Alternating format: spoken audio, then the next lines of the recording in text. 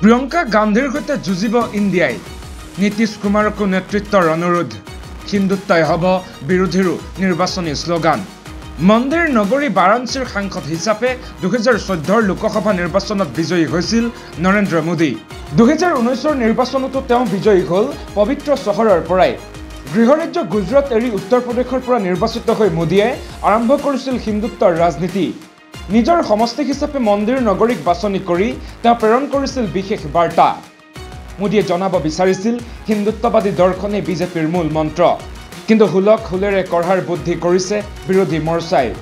দেশৰ বিজেপি বিৰোধী শক্তিৰ মৰ্চা ইণ্ডিয়াই বাৰাণসীতেই হিন্দুত্বৰ শ্লোগান দিবলৈ বিচাৰিছে গতিকে সমষ্টিটোৰ প্ৰতিদ্বন্দ্বিতাৰ বাবে প্ৰক্ষেপ কৰা হৈছে প্ৰিয়ংকা গান্ধীক এবাৰো নিৰ্বাচন নেখেলা প্ৰিয়ংকাক বাৰাণসীত প্ৰতিদ্বন্দ্বিতাৰ বাবে মৰ্চাৰ নেতাসকলে অনুৰোধ কৰিছে কিন্তু ছয় নিশ্চয় কৰিব পৰা নাই ইন্দিৰা গান্ধীৰ নাতিনিয়ে পছন্দৰ প্ৰাৰ্থীৰ তালিকাত আছে নীতিশো কেজৰিৱালকো সাজু হোৱাৰ অনুৰোধ বিৰোধীৰ আন এজন পছন্দৰ প্ৰাৰ্থী হৈছে নীতিশ কুমাৰ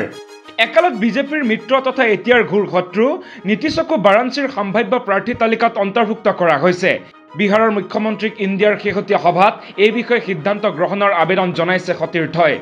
সম্ভাৱ্য প্ৰাৰ্থীৰ তৃতীয়গৰাকী হৈছে অৰবিন্দ কেজৰিৱাল তেওঁৰ সৈতে যোগাযোগ কৰিছে ইণ্ডিয়াৰ নেতাই 2014 চনতো বাৰাণসীৰ পৰা মোদীৰ বিৰুদ্ধে কেজৰিৱাল অৱতীৰ্ণ হৈছিল কিন্তু সেইবাৰ গুপাত পাতকৈ হাৰিছিল দিল্লীৰ মুখ্যমন্ত্ৰী